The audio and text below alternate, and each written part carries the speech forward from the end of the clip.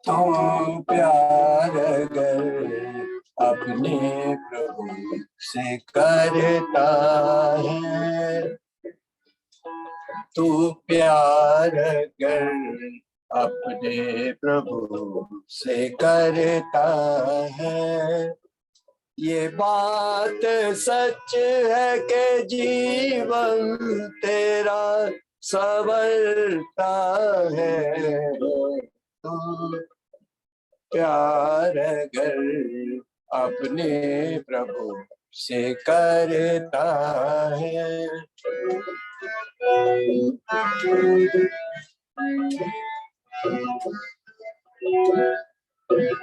जिसे नाराग से मतलब न लोभ से सरोका, जिसे नाराग से मतलब न लोभ से सरोका, वो शख्स त्याग से कर्म निष्काम करता है, वो शख्स त्याग से कर्म निष्काम करता है। ये बात सच है कि जीवन तेरा संवरता है। तू प्यार अगर अपने प्रभु से करता है,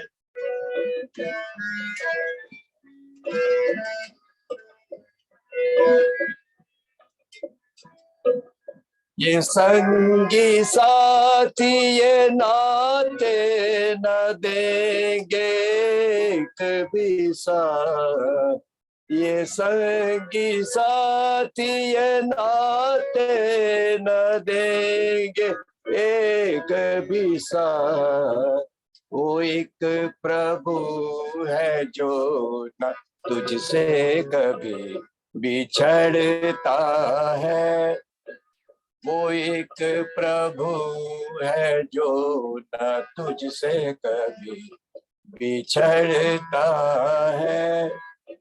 ये बात सच है कि जीवन तेरा संवरता है।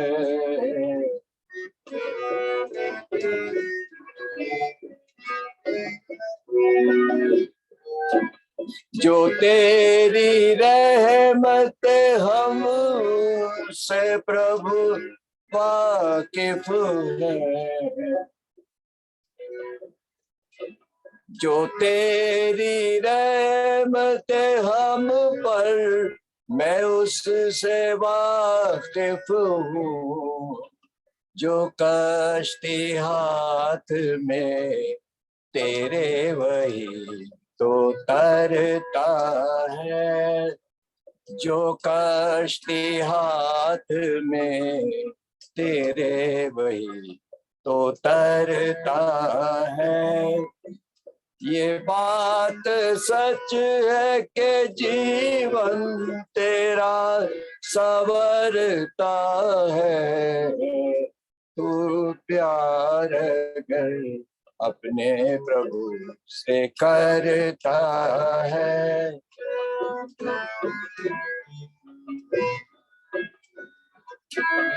ये दिल की आरज़ू मुझको कबूल कर दो तुम, ये दिल की आरज़ू मुझको कबूल कर लो तुम, ख्याल दिल से जो निकले तो दिल उमड़ता है, ख्याल दिल से जो निकले तो दिल उमड़ता है।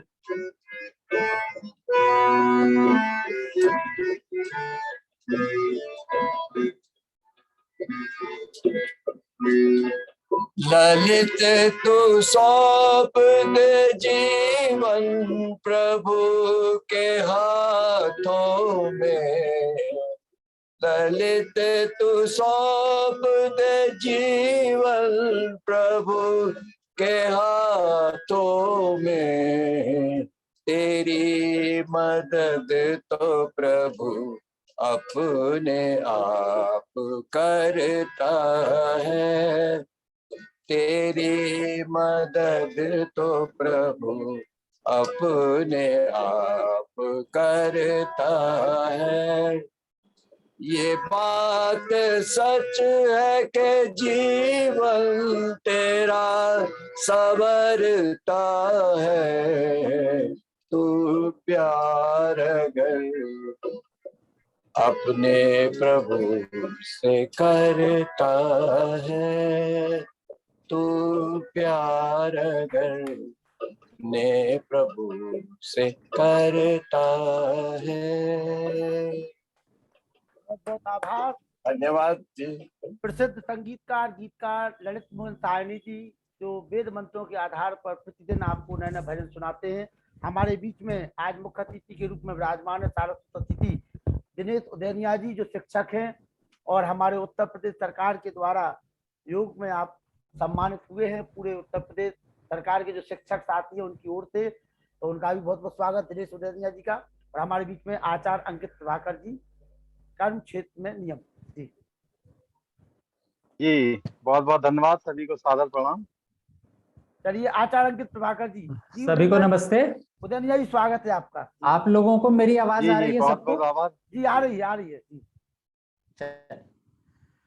ओम यतो यतः समीहसे ततो नो अभयं कुरु।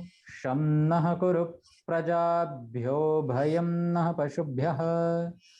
ओम शांति शांति शांति।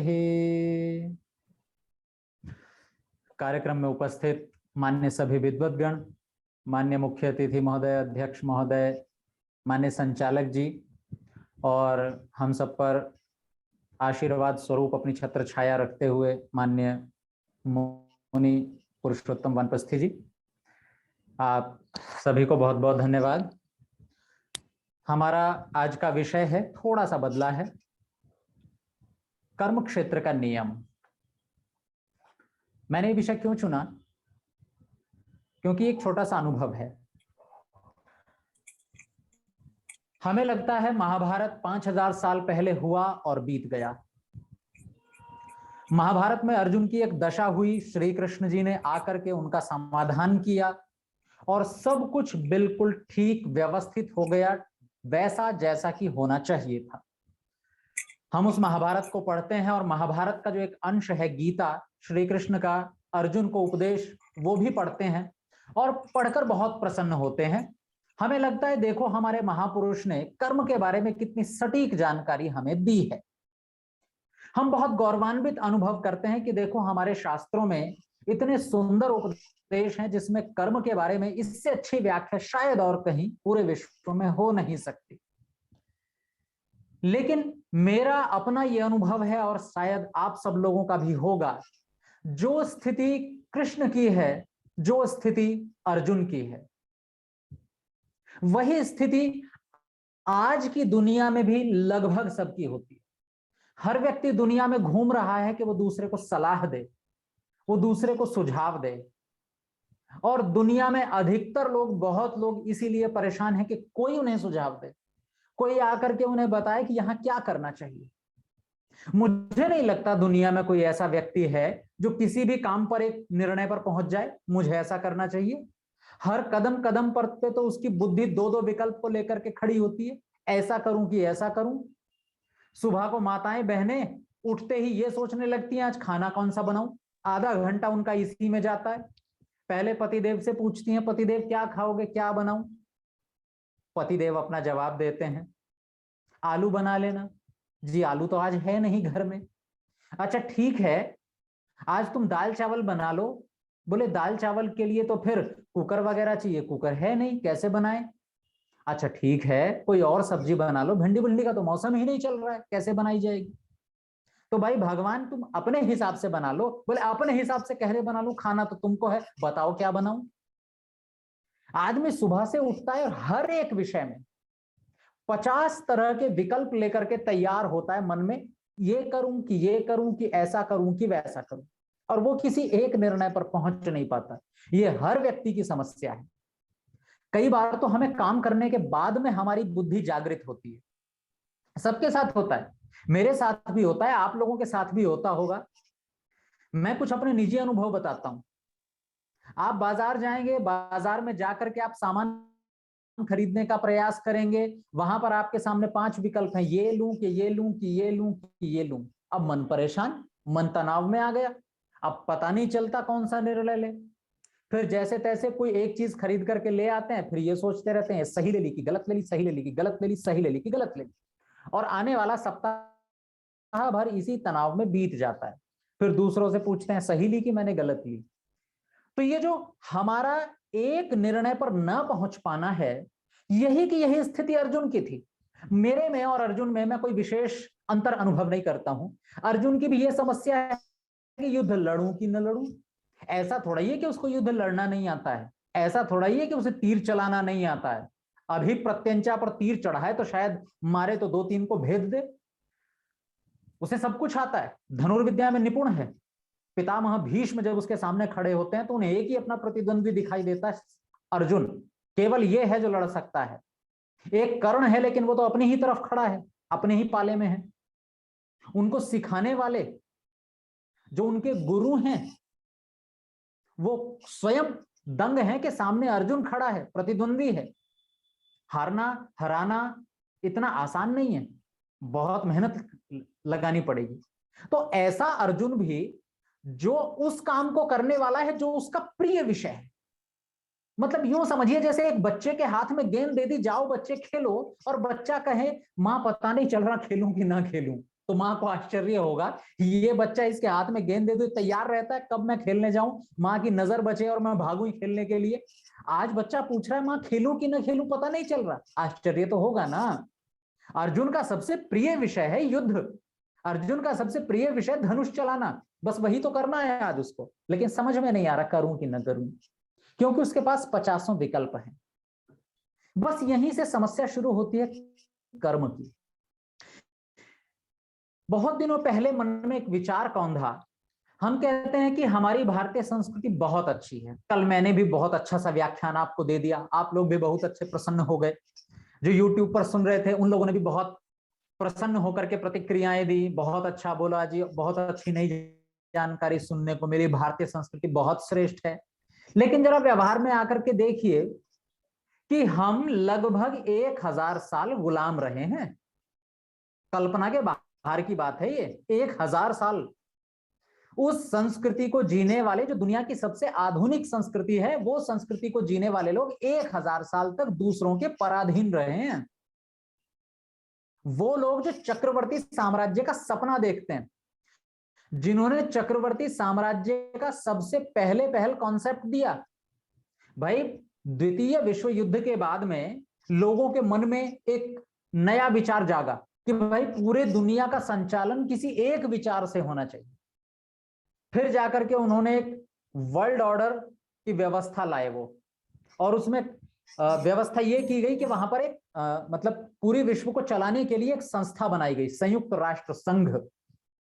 और वो ऐसे नियम जो बनाएगा वो सभी देशों को मान्य होंगे, और जो देश उसकी बात नहीं मानेगा उस देश के लिए वो व्यवस्था नहीं करेगा, उसके लिए वहां से ऋण नहीं मिलेगा, उसके लिए वहां से कोई आपातकाल के समय, कोई महामारी के समय कोई व्यवस्था नहीं दी जाएगी। जो WHO है, वर्ल्ड हेल्थ ऑर्गेनाइजेशन, उसकी तरफ से कोई व्यवस्था नहीं मिलेगी। मतलब ये क्या है कि पूरे देश में, पूरे विश्व में, हर देश में एक व्यवस्था चले, सामंजस्य बैठा रहे। लेकिन इससे भी बेहतर व्यवस्था हमारे देश के लोग चक्रवर्ती साम्राज्य की बहुत पहले दे चुके हैं। तो हम चक्रवर्ती साम्राज्य की व्यवस्था रखने वाले लोग 1000 साल तक दूसरों के गुलाम बन करके रहे। समस्या कहां है? हम वो लोग जो कहते हैं वेद में विज्ञान का भंडार भरा पड़ा है, एकदम ठोक ठोक कर भरा पड़ा है, जरा सी भी जगह खाली नहीं है।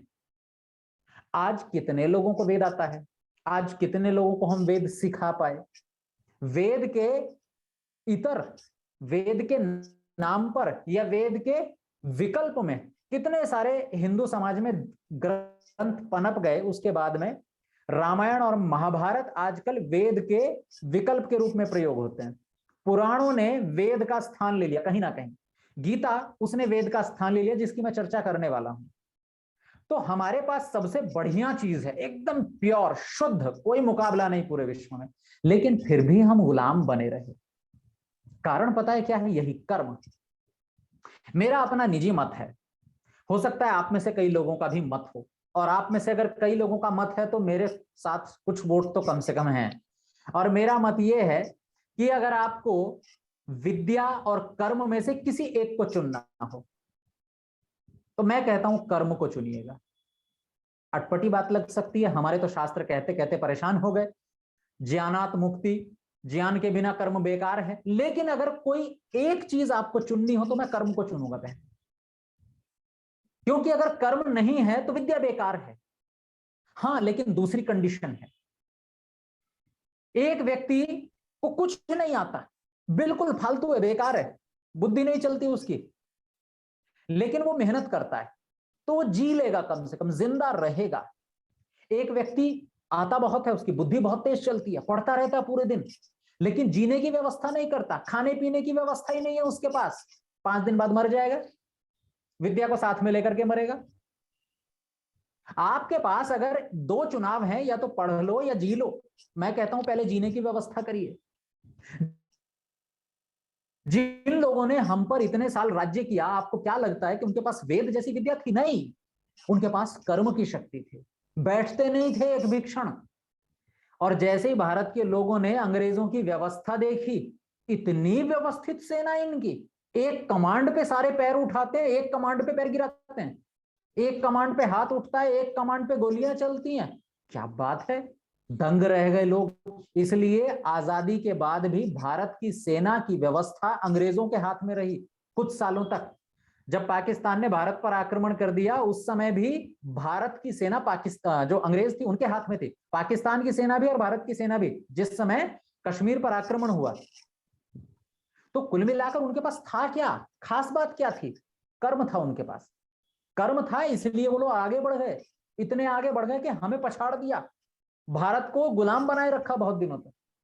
तो ये कर्म की विशेषता क्या है, कहां हम कर्म में मात खा जाते हैं, इस पर आज हम चर्चा करेंगे। सबसे पहले हमें यह जानने की जरूरत है, अगर हम कर्म को अच्छी तरह से समझना चाहते हैं तो उसका एक सबसे बढ़िया उदाहरण है महाभारत। तो हमें यह जानना होगा कि अर्जुन की क्या समस्या थी, क्योंकि जो अर्जुन की समस्या ठीक वही मेरी समस्या है, और अर्जुन को जो समाधान मिला उसी समाधान से मेरा काम होने वाला है। जिस समय अर्जुन युद्ध क्षेत्र में खड़े होते हैं, उनके सामने एक समस्या आती है, और वो अपनी समस्या श्री कृष्ण के सामने रखते हैं। और समस्या है, कार्पण्य दोषोपहत स्वभाव पृच्छामि त्वाम धर्म सम्मूढ़ चेता।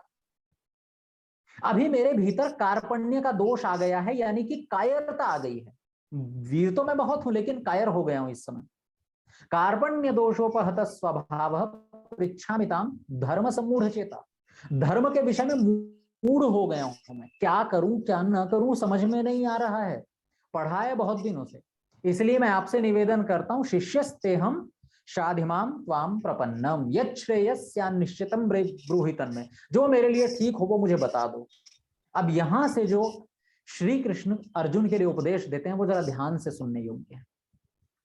अर्जुन की मन स्थिति को, परिस्थिति को समझते हुए श्री कृष्ण जब उपाय बताना शुरू करते हैं तो श्री कृष्ण ऐसे नहीं है जैसे आजकल कई लोग होते हैं, आप उनसे कोई प्रश्न पूछो तो प्रश्न के जवाब में इतना लंबा चौड़ा उत्तर देंगे, बड़ी गहराई तक जाएंगे। श्री कृष्ण बिल्कुल भी लाग लपेट के बिना बात करते हैं। कई लोग होते हैं ना, मीठा मीठा बोलते हैं, अच्छी अच्छी आपकी बात सुनेंगे, अच्छे से सुन करके फिर ऐसे घुमा के लंबी चौड़ी बात करके आपको समाधान देंगे ना। श्री कृष्ण लाग लपेट नहीं करते, उनके नजरिए में तुमने गलत किया तो गलत किया, और उनकी दृष्टि में तुम अच्छे हो तो अच्छे हो। उनकी दृष्टि में बीच का कोई रास्ता ही नहीं है। आजकल एक और बहुत बड़ी समस्या होती है, कई लोग धर्म और अधर्म के बीच में 50 विकल्प खोज लेते हैं। वो कहते हैं, जैसे कई लोग सवाल करते होंगे, आपका भी अनुभव होगा, वो कहेंगे जी ये बताइए कि मान लीजिए हमारे पास विपरीत परिस्थिति है, हमारे घर पे कोई व्यक्ति खड़ा है बाहर और मार देगा हमें, दरवाजा खोल दिया तो, और गले पे चाकू लगा करके पूछ रहा है बताओ कोई सीक्रेट, हमसे हमारे मतलब फोन का कोड पूछ रहा है, हमसे हमारे बैंक अकाउंट की जानकारी पूछ रहा है, तो अब ये बताइए सच बोलें कि झूठ बोलें? सच बोलें कि झूठ बोलें? क्योंकि झूठ बोल दिया तो धर्म जाता है, अगर सच बोल दिया तो सारा का सारा जीवन की कमाई जाती है। एक सैनिक खड़ा है, सैनिक को पकड़ लिया विरोधी जो देश, शत्रु देश की सेना ने, अब वो उससे पूछ रहे हैं बता अपने देश की आर्मी के बारे में कुछ बताओ। 3rd डिग्री टॉर्चर कर रहे हैं, उसके सामने की समस्या है सच बोल दिया तो देश गया, झूठ बोल दिया तो मैंने तो उसको सीखा ही नहीं झूठ बोलना। तो फिर एक शब्द बीच में से निकल के आता है आपातकालीन धर्म। ऐसी स्थिति में क्या करें कि जी आपातकालीन धर्म होता है। और श्री कृष्ण ऐसी बात नहीं करते लाग लपेट वाली, वो कहते हैं या तो धर्म है या अधर्म है, ये आपातकालीन धर्म कुछ नहीं होता, या तो कोई काम धर्म है या अधर्म है। इसलिए जब वो श्री कृष्ण की समस्याएं सुनते हैं तो उसकी समस्या को सुनकर ऐसा नहीं कहते हाँ कोई बात नहीं बच्चे हो जाता है, कोई बात नहीं तुम थोड़ी देर लड़ो और अपने आप ठीक हो जाएगा ना, वो सीधे से एक डांट लगाते हैं। वो कहते हैं अशोच्यानन व शोचस्तुम, जो चीज तुम्हारे सोचने की नहीं है वो सोचते हो तुम। धर्म और अधर्म का निर्णय कौन करेगा? कौन है इसका अधिकारी? क्या ये क्षत्रिय का काम है धर्म का और अधर्म का निर्णय करना? नहीं, ये काम क्षत्रिय का नहीं है, ये काम ब्राह्मण का है। ब्राह्मण लोग तय करेंगे कि क्या धर्म है क्या अधर्म है। तुम्हें केवल ब्राह्मण जो कि शिक्षक हैं उनकी बात सुनकर के तुम्हें गांडीव उठाना है और चलाना है। मेरे पर भरोसा है, अगर मेरी बुद्धि पर भरोसा है तो वो करो जो मैं कहता हूं। अर्जुन कहता है एक बात तो बताइए, अपने ही लोगों को मार देने में कौन सी बुद्धिमत्ता है? अरे मेरी दृष्टि में ये धर्म क्षेत्र है, इसमें धर्म और अधर्म का निर्णय होना है। अपने लोगों को मारना तो अहिंसा के विपरीत जाता है, मारना तो बहुत बड़ी हिंसा है, मारने से तो पाप होता है, और वो भी अपने लोगों को मारना। उनमें भी अपने वो लोग जिसने मुझे पढ़ाया मेरे सामने खड़े हैं, आचार्य द्रोण, मेरे सामने खड़े हैं आचार्य कृप, मेरे सामने खड़े हैं मेरे पितामह भीष्म, मेरे सामने खड़े हैं मेरे भाई, कैसे मार दूं मैं इनको? क्या बात करते हो आप कह रहे हो कि धर्म क्षेत्र है, धर्म का फैसला होना है इसमें, और आप तो अधर्म करने के लिए कह रहे हो। तो श्री कृष्ण कहते हैं बेटा बात तो तुम्हारी सही है, प्रश्न तुम्हारा बिल्कुल सही है, लेकिन गलत जगह पर कर रहे हो। बस यही हमारी समस्या का समाधान छिपा हुआ है।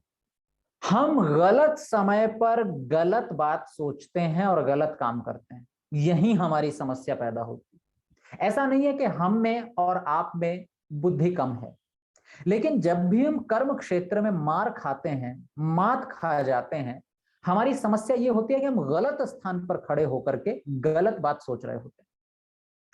श्री कृष्ण को यह आपत्ति नहीं है अर्जुन से कि तुम धर्म और अधर्म के बारे में सोच रहे हो, नहीं, ये आपत्ति बिल्कुल नहीं। उनकी आपत्ति इस बात से है कि तुम्हें ये बात इस युद्ध क्षेत्र में आने से पहले सोचनी चाहिए थी, पहले सोचनी चाहिए थी। तुम्हें क्या आज पता चला है कि युद्ध होना है? तुम्हें महीनों पहले से पता है।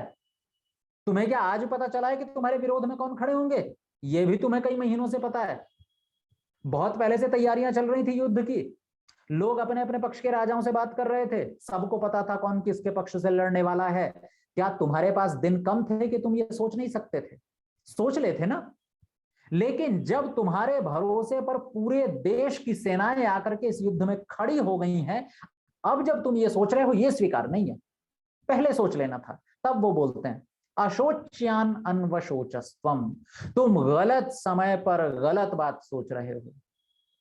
फिर कहते प्रज्ञावादांश भाषा से, बात ऐसे कर रहे हो जैसे ब्राह्मण लोग करते हैं, बात ऐसे करते हैं जैसे पंडित लोग कर रहे हैं। तुम पंडित हो क्या? तुमने वेद पढ़े क्या? तुम्हें ब्राह्मण की उपाधि मिली क्या? नहीं मिली। नहीं मिली तो अपना काम करो, दूसरे का काम क्यों करते हो? दूसरे का काम करोगे गड़बड़ होगी। जिस काम के में तुम योग्य ही नहीं हो, दक्ष नहीं हो, सिद्धहस्त नहीं हो, उसके बारे में तुम डिसीजन दे कैसे सकते हो, कोई निर्णय ले कैसे सकते हो? अशोच्यानन वशोचस्तम, गलत बात सोच रहे हो यहाँ खड़े होकर के। प्रज्ञावादाश्च भाषसे, और बात ऐसी कर रही है जैसे पंडित लोग करते हैं, मर जाएंगे ये तो अधर्म हो जाएगा, ये तो अधर्म हो जाएगा तो फिर सब लोग मर जाएंगे, मर जाएंगे तो फिर गलत परंपराएं शुरू हो जाएंगी, वर्ण संकरता आ जाएगी, वर्ण संकरता आ जाएगी क्योंकि स्त्रियां प्रदूषित हो जाएंगी। कितनी बड़ी बड़ी ऊंची ऊंची बातें कर रहे हो भाई तुम। और फिर आगे कहते हैं प्रज्ञावादाश्च भाषसे अशोच्यानन वशोचस्तम प्रज्ञावादाश्च भाषसे, और आगे वो समाधान देते हुए श्री कृष्ण अर्जुन को फटकारते हैं, और फटकारते हुए उनसे कहते हैं गता सूना गता सूंश्च नानु शोचंती पंडिता। चल मैं तुझे पंडिताई बताता हूं, पंडिताई क्या होती।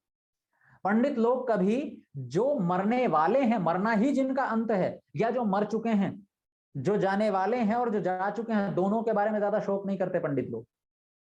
बुद्धिमान लोग, ब्राह्मण लोग, योगी लोग कभी जो मर चुके उनके बारे में, और जो नहीं मरे हैं, जिंदा खड़े हैं, उसके बारे में कभी चिंता नहीं करते। अगर तू पंडितों जैसी बात करना चाहता है तो अभी तेरे सामने कुछ लोग जिंदा खड़े हैं, उनके बारे में सोच ही मत, और जो मर चुके हैं उनके बारे में तो सोचने से कुछ होगा ही नहीं। ये होता है असली पंडितपना। अब कर बात पंडित की। अर्जुन को थोड़ा सा लगता है कि मैं गलत हूं, लेकिन वो एक और समाधान देते हैं, और शायद ये समाधान हम सबको संतुष्ट कर दे और हमारी जीवन की कई समस्याओं का समाधान कर दे। श्री कृष्ण एक शब्द का प्रयोग करते हैं गीता में, जिसको कहते हैं व्यवसायत्मिका बुद्धि। देखो, कर्म क्षेत्र में उतरने के लिए सबसे बड़ी जो शर्त होती है, वो शर्त श्री कृष्ण अर्जुन को बताते हैं व्यवसायत्मिका बुद्धि। तुम अपनी बुद्धि को व्यवसायत्मक बना लो। व्यवसायत्मक बना लो अर्थात निश्चयात्मक बना लो। हमारी और आपकी समस्या कहां छिपी होती है कि हमारी बुद्धि निश्चयात्मक नहीं होती। अधिकतर समस्याएं कहां से प्रारंभ होती हैं? जैसा कि मैंने आपसे अभी थोड़ी देर पहले भूमिका बनाते समय कहा था कि अगर आपको ज्ञान और कर्म में से एक को चुनना हो तो आप कर्म को चुनिएगा, निश्चित कहता हूं सफल हो जाएंगे। लेकिन अगर आपके पास दोनों विकल्प हैं, आप जानकारी भी जुटा सकते हो और उसके हिसाब से कर्म करने का भी समय है, तो दोनों काम करो एक साथ। यानी कि अगर मेरे पास समय है, मुझे कोई काम करना है, कोई भी काम करना है, कोई बड़ा डिसीजन, बड़ा निर्णय लेना है अपने जीवन के बारे में, कोई बहुत बड़ा निर्णय। देखो, अधिकतर समस्याएं भारतीय समाज में या किसी भी देश दुनिया में वो होती है विवाह को लेकर, शादियों को लेकर, परिवार को लेकर या पढ़ाई को लेकर। कई बार व्यक्ति गलत प्रोफेशन चुन लेता है, जिंदगी भर परेशान रहता है। कई बार व्यक्ति गलत जीवन साथी चुन लेता है, जिंदगी भर परेशान रहता है।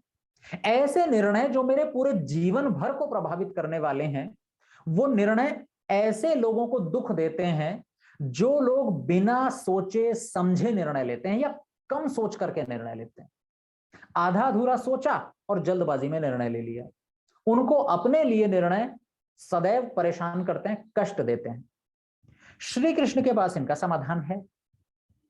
वो कहते हैं, एक श्लोक दिया उन्होंने, व्यवसायत्मिका बुद्धि ही एकेह कुरु नंदन बहुशाखा ही अनंताश्च बुद्धयो अव्यवसायिनाम।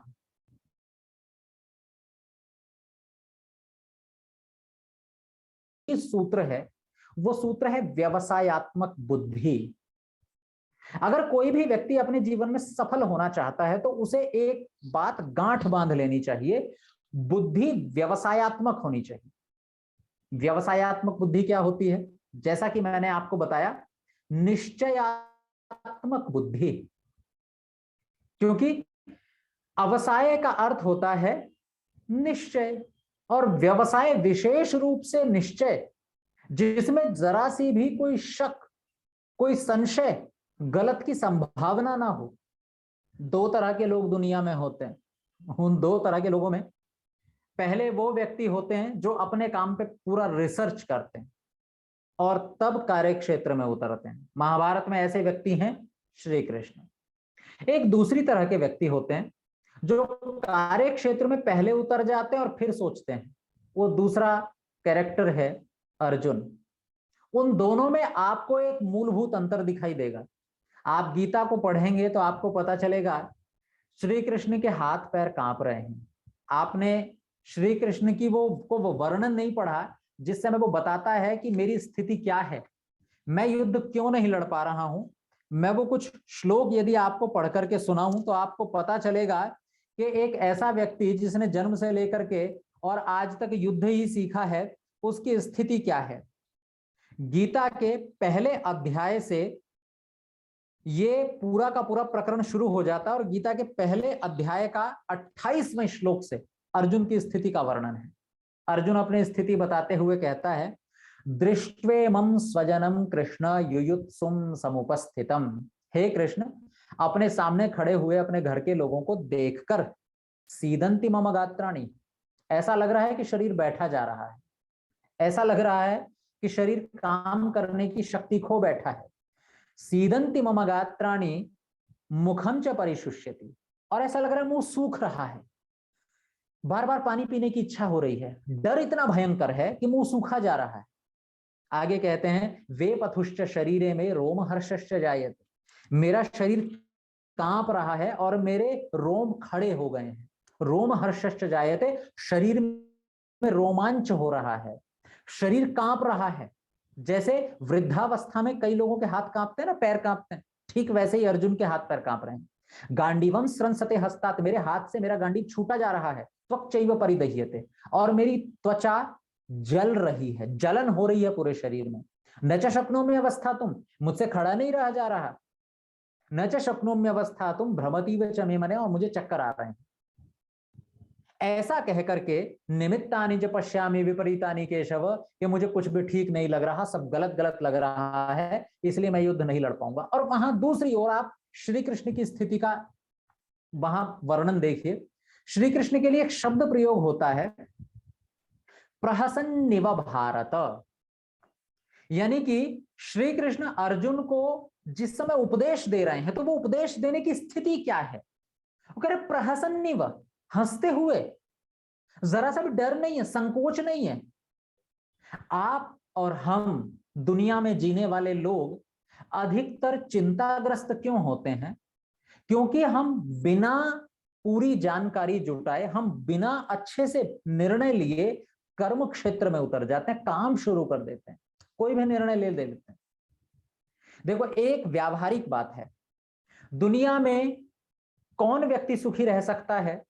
तो हमारे ऋषि चाणक्य इसके लिए एक बहुत अच्छे से एक बहुत अच्छी प्रक्रिया बताते हैं। वो कहते हैं, अगर आपको सुखी होना है तो एक सूत्र याद कर लीजिए, वो सूत्र है ना, नहीं। अगर किसी व्यक्ति को ना करना आता है वो व्यक्ति सुखी रहेगा, जिस व्यक्ति को ना करना नहीं आता वो दुखी रहेगा। कई लोगों की समस्या होती है कि कोई उनसे कहे कि ये काम कर दोगे? हाँ कर देंगे जी। क्या आप मेरी ये सहायता कर देंगे? कर देंगे जी। क्या आपके पास समय है उस दिन? बिल्कुल है जी। क्या ये काम हो जाएगा? हो जाएगा जी। सबके लिए हाँ करते जाते हैं। उनको लगता है कि ना कर दूंगा तो पता नहीं सामने वाला क्या समझेगा, ना कर दूंगा तो पता नहीं ये मेरे बारे में क्या धारणा बना ले। ना होती नहीं है लोगों से, और जब ना नहीं होती काम को हाँ करते जाते हैं, और जब काम करना पड़ता है तो लगता है कि काम करने की तो मैं स्थिति में नहीं हूं, मेरे पास तो समय ही नहीं है, मेरे पास तो सामर्थ्य ही नहीं है। फिर वो काम कर नहीं पाता, नहीं कर पाता तो लज्जित होता है, फिर वो बात नहीं करता, आंख बचाने की कोशिश करता है। उसे पता है सामने वाले ने काम कहा था, मैं पूरा कर नहीं पाया क्योंकि मेरे से हुआ नहीं, हाँ मैंने कर दी थी, अभी इससे बात करूंगा तो जवाब देना पड़ेगा, फिर वो नजरें बचाता है। हमारे साथ बहुधा ऐसा होता है कि कोई भी व्यक्ति कुछ कहे, हम हाँ हाँ हाँ करते चले जाते हैं। तो हमारे ऋषि, हमारे महापुरुष कहते हैं, अगर आपको लगता है कि सुखी रहना है जीवन में तो एक शब्द हमें आना चाहिए, ना। इसका मतलब ये नहीं है कि आपके पिताजी कहें सब्जी लेकर आओ, ना। आपके पिताजी कहें जरा सफाई कर दे, ना। आपके पिताजी कहें स्कूल जा पढ़ने के लिए, ना। माँ कहे बैठ के खाना खा ले, ना। इसका यह मतलब नहीं है कि आप हर बात को ना करते जाएं। इसका मतलब यह है कि बस ना करने में आपको कभी डर ना लगे, आपको पता हो कि मैं ये काम नहीं कर पाऊंगा, और आप फिर भी हाँ हाँ हाँ करते चले जाएं। स्वभाव बनाइए अपना ना करने का। नहीं कर सकता तो नहीं कर सकता, करने के बाद में फिर पछताना, ये दुनिया की सबसे बड़ी मूर्खता होती है। तो श्री कृष्ण और अर्जुन में एक अंतर देखिए। एक व्यक्ति वो है जिसे अपने निर्णयों पे बिल्कुल भी संशय नहीं है, प्रहसन्निव, वो हंस रहा है, सामने लोग मर रहे हैं, कट रहे हैं, जान जा रही है, वो हंस रहा है। दूसरा व्यक्ति जिसको आदत ही है लोगों को मारने की, काटने की, वो बैठा हुआ कह रहा मेरे हाथ हाथ कांप रहे थे। मैं दोनों की स्थिति में अंतर बताता हूं। देखो, आपको पता चलेगा कि हमारी समस्याओं का अधिकतर बड़ा कारण क्या होता है। श्री कृष्ण को एक नाम दिया जाता है, वो नाम है रणछोड़दास। और रणछोड़दास के नाम से श्री कृष्ण के मंदिर भी बने हुए हैं। और श्री कृष्ण जी को रणछोड़दास क्यों कहते हैं? श्री कृष्ण जी को रणछोड़दास इसलिए कहते हैं क्योंकि जब वो युद्ध लड़ रहे थे, उनको लगा मैं जीत पाऊंगा नहीं, भाग गए। युद्ध को बीच में छोड़कर भाग गए और जाकर के दूसरी जगह अपनी नगरी बसा ली। सोचिए, एक आदमी जिसे लोग आदर्श के रूप में देखते हैं, वो युद्ध छोड़कर भाग गया बीच में से, इसलिए कहते हैं रणछोड़दास।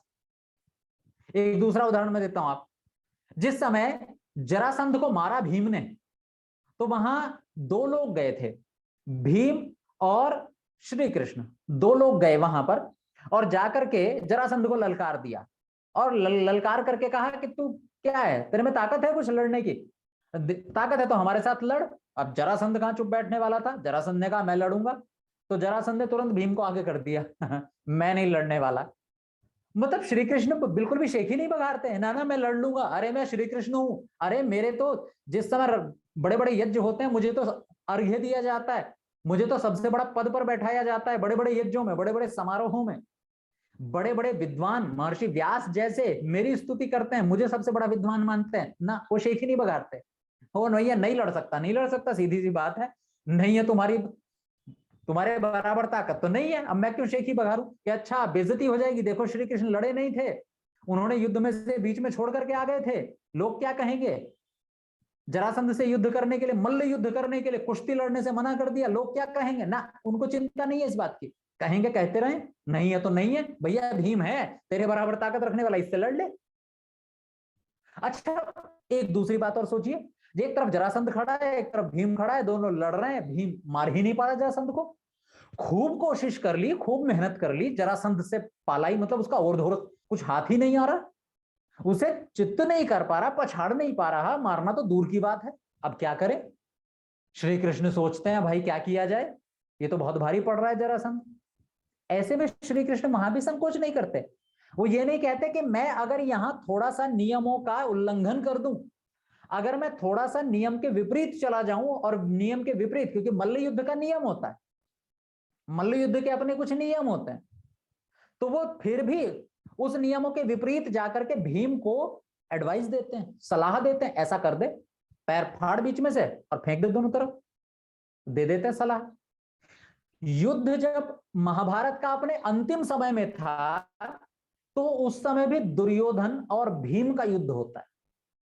दुर्योधन गदा युद्ध में भीम से 19 नहीं है, 21 है।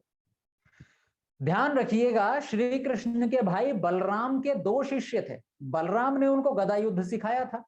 बलराम के 2 शिष्य दुर्योधन और भीम, उन दोनों में बलराम को दुर्योधन पर ज्यादा भरोसा था, ये ज्यादा अच्छा युद्ध लड़ता है, इसमें ज्यादा ताकत है, अगर कोई बढ़िया गदा चला सकता है इन दोनों में से तो वो दुर्योधन है। भीम कभी भी दुर्योधन को पछाड़ नहीं सकता।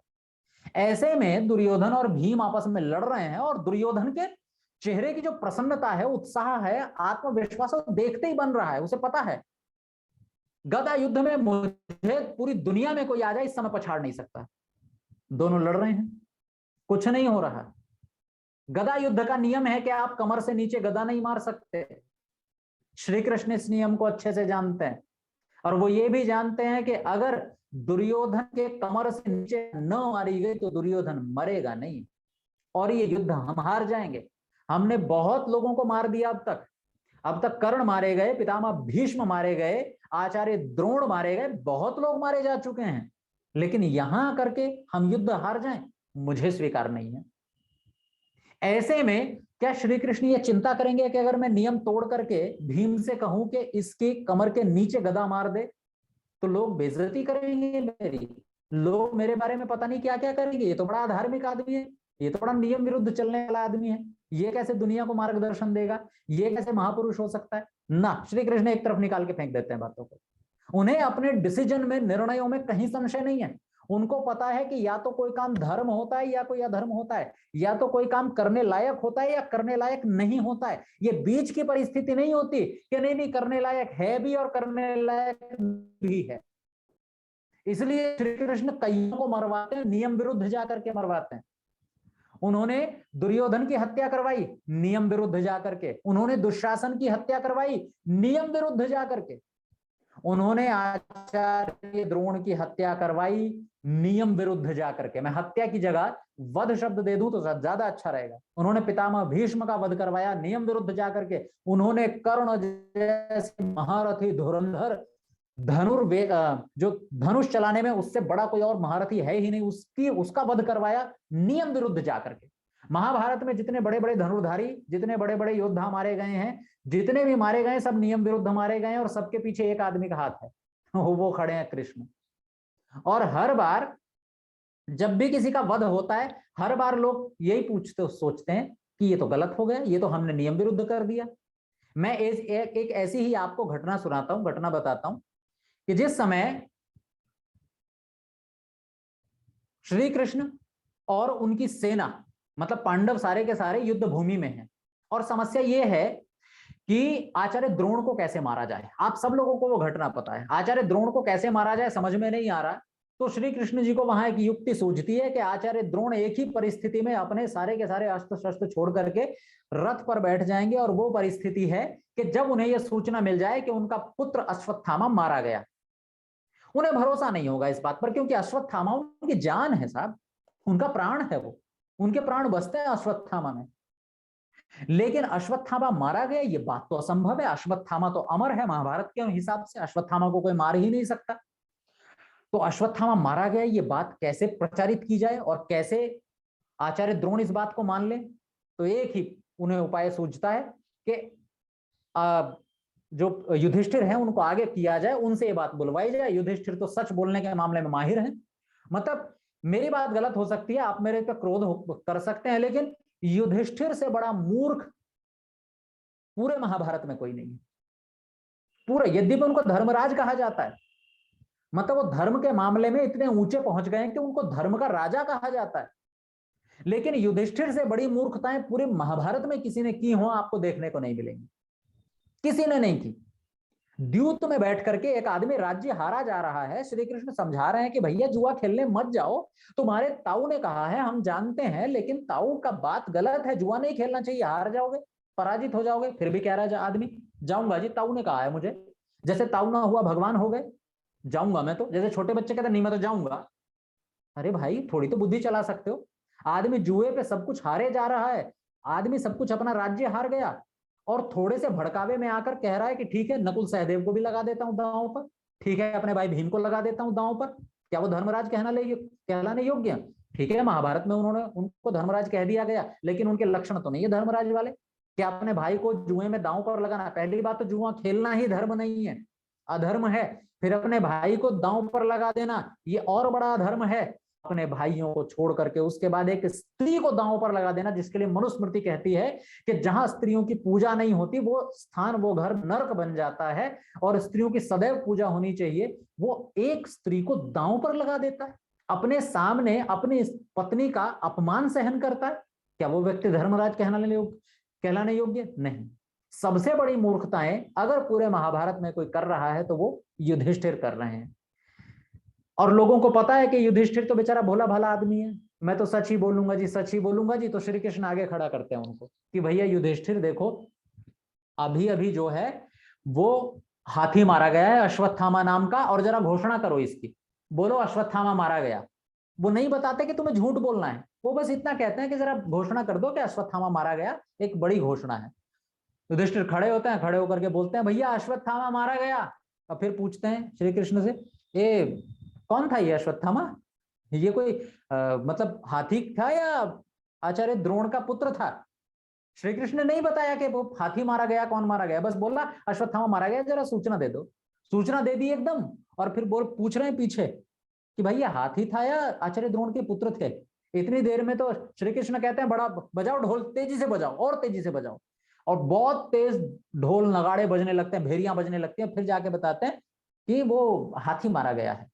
अब ये बात आचार्य द्रोण को सुनाई नहीं पड़ी, वो जानबूझ करके ढोल बजवाए गए थे। जब अश्वत्थामा की ये बात फैली और आचार्य द्रोण निढाल होकर के रथ पर बैठ गए, क्योंकि युधिष्ठिर ने कही है, झूठ तो नहीं बोला होगा, बस संकेत मिलता है अर्जुन को, चलाओ तीर, तीर चलता है और आचार्य द्रोण वहीं के वहीं ढेर हो जाते हैं, शिविर में आते हैं। मजेदार घटना यहां पर शुरू होती है। आप आर्य समाज के बहुत अच्छे, बहुत बड़े विद्वान हुए हैं पंडित चमुपति। पंडित चमुपति ने इस घटना को बड़े प्यारे लहजे में लिखा है। उन्होंने लिखा, जब शिविर में सब लोग आ जाते हैं और शिविर में आकर सब में गहमा गहमी चर्चा चल रही होती है, आज तो बहुत बड़ा अधर्म हो गया, आज तो इतना बड़ा अधर्म हो गया, हमने युद्ध के नियम को तोड़ करके एक निहत्थे व्यक्ति पर वार किया केवल इसलिए कि हम जीत जाएं। खूब चर्चा चल रही है। ऐसी चर्चा तब चली जब कर्ण को रथ से नीचे उतारा, क्योंकि उसका पहिया कीचड़ में फंस गया था, और नीचे रथ जब उतरा तो अर्जुन को कहा तीर चलाओ, और अर्जुन ने तीर चलाया और मर गया। ये आदेश था कृष्ण का। शिविर में सब खड़े हैं और गहमा गहमी है, अधर्म हो गया साहब आज तो। और वो सबसे ज्यादा ये दलील देने वाले हैं युधिष्ठिर, गलत हो गया आज तो। इन सब गहमा गहमी चर्चा में भीम क्रुद्ध है।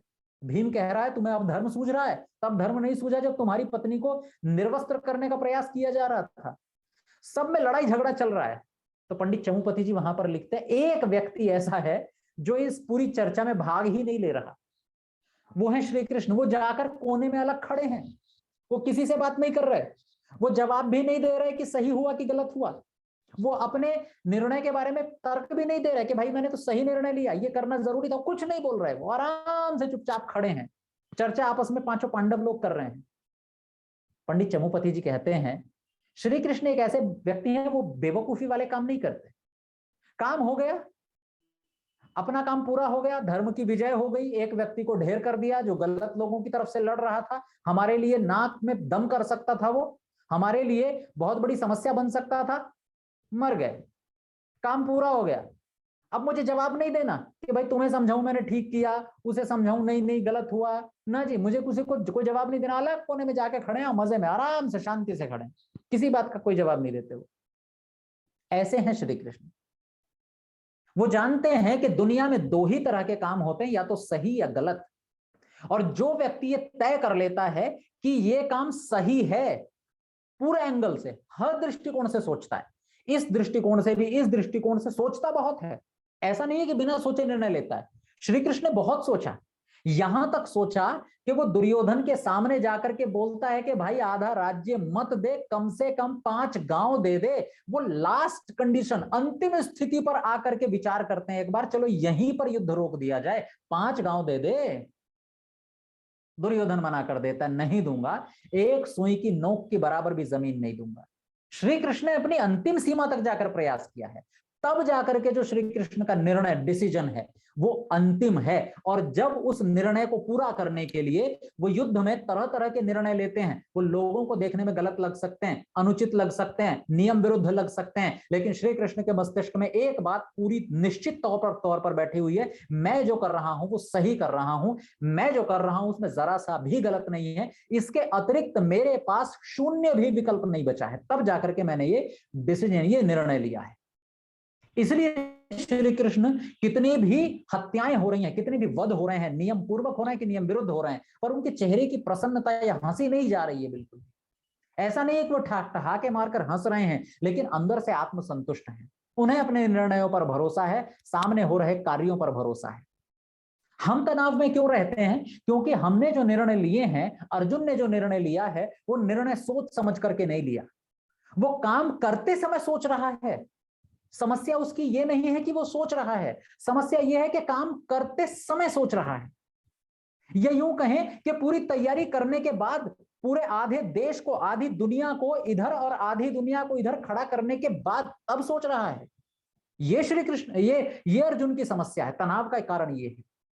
मैं कई बार सोचता हूं कि हम सब लोग स्वयं अर्जुन की स्थिति में खड़े होते हैं हर निर्णय में। हम जब काम को कर रहे होते हैं या कर चुके होते हैं, तब हम सोच रहे होते हैं मैं सही हूं कि गलत हूं, कहीं ये गलत तो नहीं है। वहां हम गलत होते हैं, वहां हम डेफिनेटली पक्का गलत होते हैं, क्योंकि प्रसन्नता और अप्रसन्नता का केवल एक कारण है और कोई दूसरा कारण ही नहीं है। प्रसन्नता तब आती है जब मैं निश्चयात्मक बुद्धि वाला होता हूं, व्यवसायत्मिका बुद्धि, मुझे पता है, सारे तरीके से सोच लिया ये काम बिल्कुल सही है, और अप्रसन्नता दुख का कारण ये होता है जब मुझे लगता है कि मैं सही हूं या गलत हूं। बस यही चीज तनाव का, यही चीज समस्या का कारण है। तो हमें श्री कृष्ण की भूमिका में आने के लिए अपने हर काम के बारे में अच्छे से सोचना पड़ेगा। लेकिन जब काम करना शुरू कर दें, काम करने के बाद सोचना नहीं, फिर चाहे वो परिणाम अच्छा निकले चाहे बुरा निकले। मैं एक और उदाहरण आपको देता हूं। श्री कृष्ण के सामने महाभारत में दुर्योधन की तरफ से जो लोग लड़ रहे हैं, जो श्री कृष्ण के सामने खड़े हैं, आपको क्या लगता है कि जो व्यक्ति आधे युद्ध में से छोड़ करके भाग गया हो, उसे पता है मैं जीत नहीं पाऊंगा, जो जरासंध के सामने मल्ल युद्ध के लिए खड़ा ना हुआ हो, पीछे हट गया हो, मैं नहीं लड़ पाऊंगा, ये लड़ेगा भीम, ऐसे व्यक्ति के सामने बड़े बड़े धनुर्धर, बड़े बड़े योद्धा खड़े हैं, क्या उसे जरा सा भी 1% भी ये नहीं लगा होगा कि हो सकता है हम ना जीतें? सोच करके देखिए, इतना बड़ा बुद्धिमान आदमी, क्या एक क्षण के लिए उसने ये नहीं सोचा होगा हो सकता है हम ना जीतें? क्योंकि जितने काम श्री कृष्ण ने महाभारत में किए हैं, सोचो कम से कम 15-20 बाधाओं को पार करके तब महाभारत युद्ध जीता गया है। नहीं तो इतनी 15 से 20 बार ऐसी परिस्थिति आई कि महाभारत युद्ध गया पांडवों के हाथ से, अभी गया, बस हार गए पांडव। ये सारे के सारे काम जब कृष्ण कर रहे थे, एक क्षण के लिए तो लगा होगा शायद हार जाएंगे, लेकिन क्या उन्हें ये लगा कि यार ये तो गलत कर दिया, हार जाएंगे, मुझे ऐसा लग रहा है ये तो महाभारत मैंने युद्ध की घोषणा करके गलत किया, इससे बढ़िया तो था कि भैया जंगल में रह लेते, ये लोग जंगल में रह के जी तो रहे थे पांडव पांचों, मर थोड़े गए थे, रोटी पानी तो मिल रही थी ना, मैंने क्यों इतने लोगों को मरने कटने के लिए यहां खड़ा कर दिया? एक बार भी उनके मन में आया होगा कि शायद हम हार जाएंगे, पर यह कभी नहीं आया कि शायद मैंने गलत किया है। मैं आपको उदाहरण देता हूं। पिछले दिन, बहुत साल पहले, एक बार मैं एक आर्य समाज में था दिल्ली में, तो वहां एक मुझसे सवाल पूछा गया और उस सवाल पर मैंने बहुत तरीके से सोचने की कोशिश की। गुरुकुल के बच्चों ने भी मुझसे यह सवाल पूछा, मैंने तब भी सोचने की कोशिश की और मैं एक ही निर्णय पर पहुंचा। उन्होंने जो मुझसे पूछा वो प्रश्न ये था कि महाभारत युद्ध का जो परिणाम हुआ, उस परिणाम के बारे में दयानंद सरस्वती जी क्या लिखते हैं। वो कहते हैं महाभारत युद्ध के बाद सारे विद्वान, सारे बड़े बड़े योद्धा मारे गए, विद्वान लोग मारे गए, तो फिर पढ़ने पढ़ाने और समाज की व्यवस्था बनाने की जिम्मेदारी किन के कंधों पर आई? जो कम लायक थे, पूरे नालायक नहीं थे लेकिन कम योग्य थे। और देश की सुरक्षा की जिम्मेदारी किन पर आई? जो बहुत अच्छे योद्धा नहीं थे, कम लायक थे।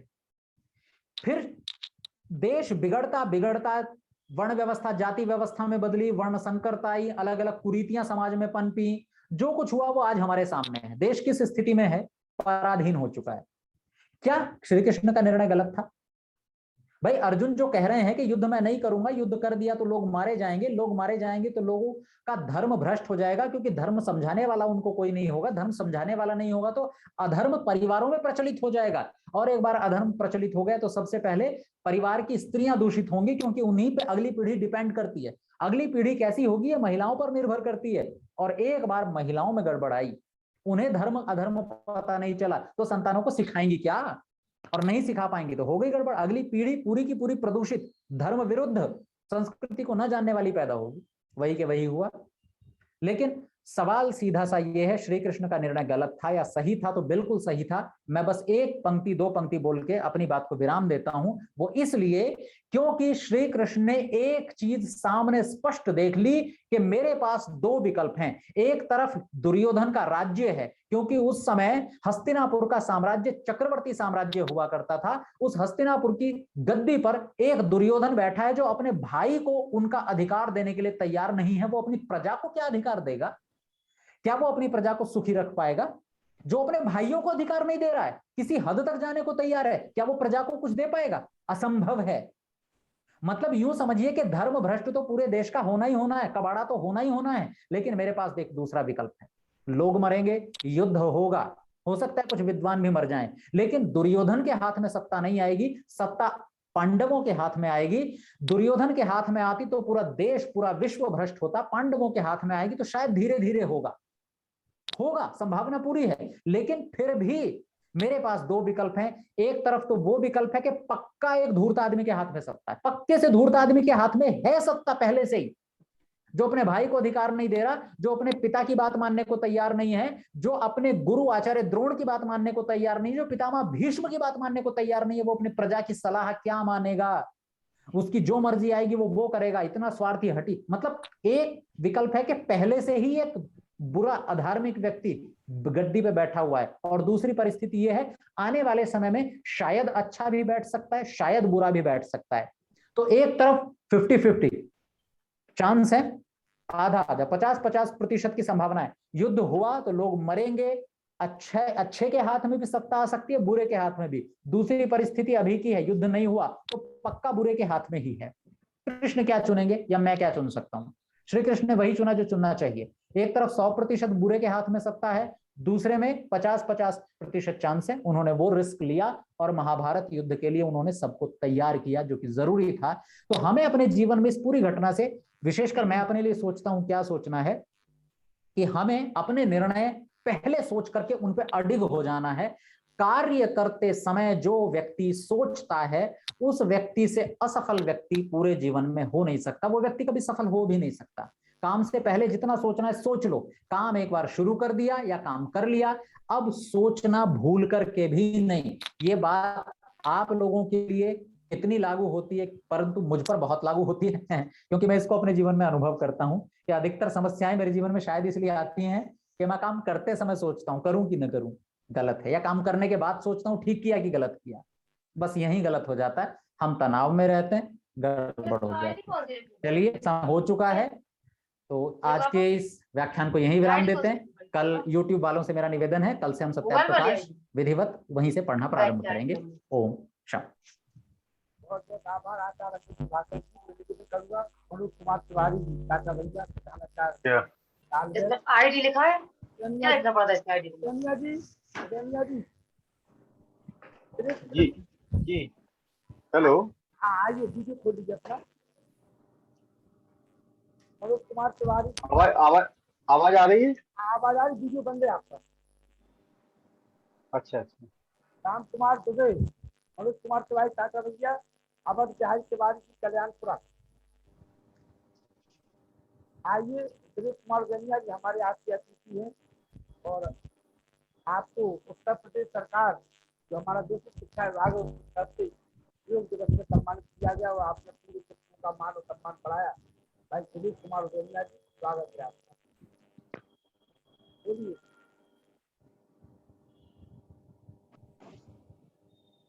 रनिया जी आइए, 5 मिनट का समय है आपके पास। जी आवाज कुछ क्लियर नहीं आ रही है। आवाज आ रही है, बोलिए, आवाज आ रही है आपको? जी आचार्य जी आचार्य प्रभाकर जी का जो व्याख्यान सुना वो उससे मैं पूरी तरह से सहमत हूँ और बहुत ही अच्छा लगा।